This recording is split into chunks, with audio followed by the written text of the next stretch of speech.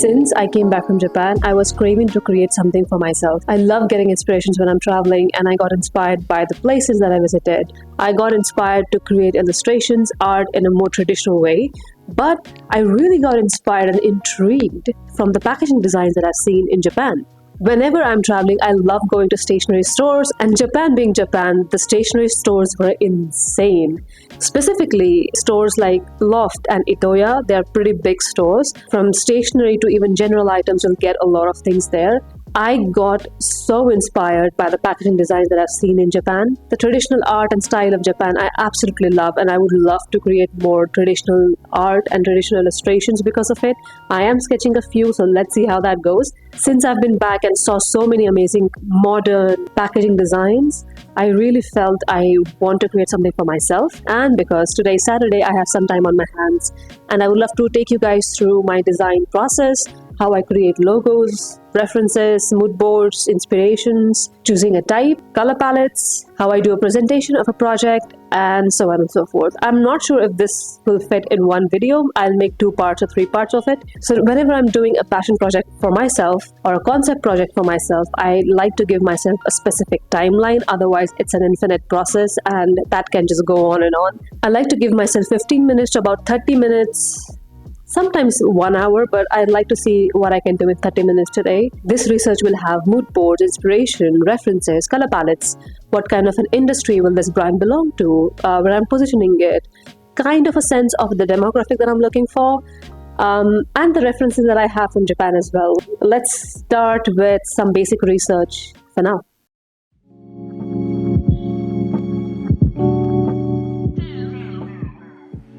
After cleaning my desk a little bit, I will get my small diary out and start writing. This will have brainstorming. I'm going to keep it very rough.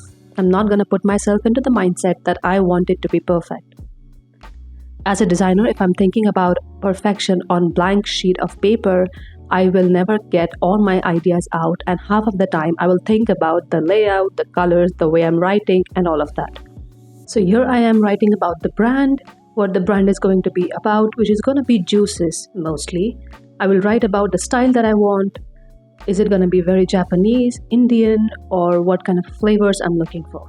I'm doing my initial mood boarding on Milanote right now. Again, I'm keeping it very rough. Rather than concentrating and wasting my time on mood boarding right now because I'm on strict timelines and strict deadlines, I want it to be a bit more flowy. I have a very clear vision on what I want this brand to be. So most of this branding is going to be about the references, inspiration, and what the flavors and the name is going to be. Alright, so I think I have a pretty clear idea on what I want. So I'm not going to make it complicated just because I'm making a video right now, because I have the idea very clear in my head. Sometimes the mood boards or stylescapes can go really crazy when you're very confused on exactly what you're looking for or what your idea is. But because I am very, very clear on what I want, or like the vibe I want or the feel that I want, that is the purpose of the mood board anyways. I think I'm pretty clear. So I'm using Milanote right now to brainstorm, and I'm coloring the cards that I'm writing my brainstorming texts on. And that yellow is specifically looking really good. So I might go with yellow, orange, and blue. I know orange and blue is something that I use a lot. So most of the packaging designs that I saw in Japan were either white or beige and red, or it was orange and blue. I think a couple of my inspirations have the orange and blue, if you can see. The other color scheme that I saw a lot was pink and green. Because I was a bit skeptical on the color scheme, I wanted to see what flavors I wanted these juices to be, because I think flavors would play a big role in color scheme in general. So the 2 flavors I absolutely love tasting in Japan for sodas or juices were either matcha or yuzu. So yuzu is going to be yellow. We have a yellow. Matcha is going to be green, so that will be really fun. With the Indian flavors, I'm planning on getting guava and chili. So guava will have the same green, and I'll have to see how I can tie in the chili. It can be a slightly orangish red, so we still stay in the warm color palette. But let's see. I think once we start designing, I think we'll kind of understand on how it goes ahead. But yeah, I think for now, I don't want it to be more complicated. I have a very clear picture in my head, but this is usually how it goes.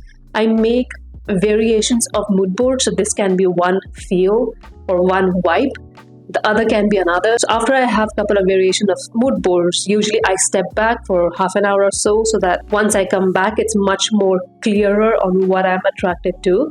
Yeah, I don't want it to be beige like the last project that I did on Behance. You can check it, by the way. So I don't want it to be beige and earthy tones this time. I want it to be really pop colors.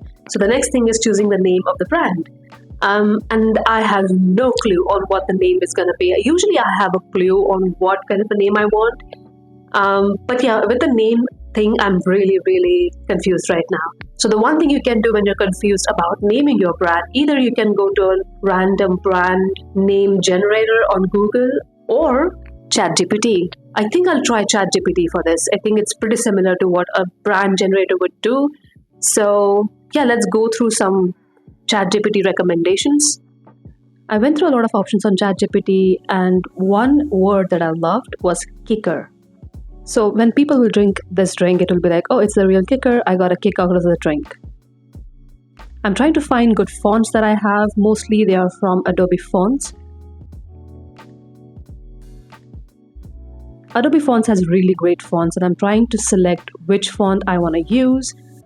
I was also trying to see if I can make patterns out of the fonts that I've chosen.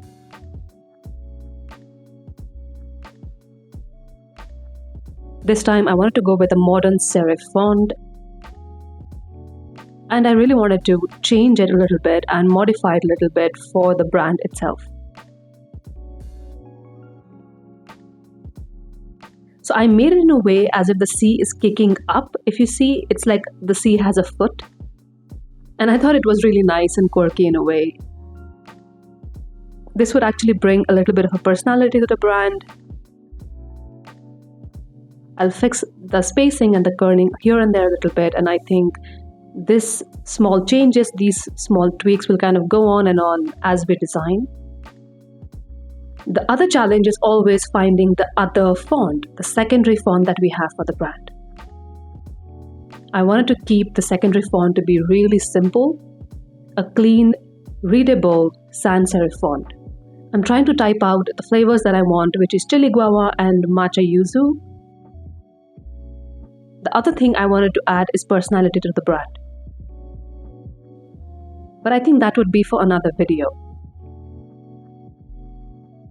For now, we have a really good logo, simple, clean, modern, with a little bit of a personality. Here I'm just trying to put the grids on, seeing the spaces, what I can do. I'm not very sure if I should have a monogram for this because it is reminding me of some other brand, but let me know what you think.